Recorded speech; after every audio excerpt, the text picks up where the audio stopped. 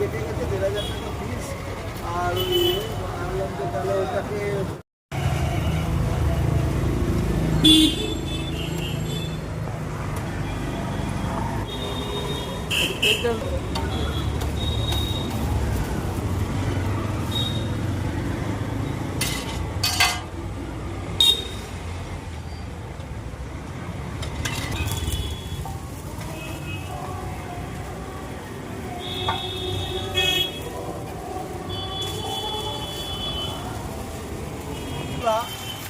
আমি 84টা মাধ্যমিক দিয়েছিলাম তখন দিচ্ছি, তাই তো নাকি?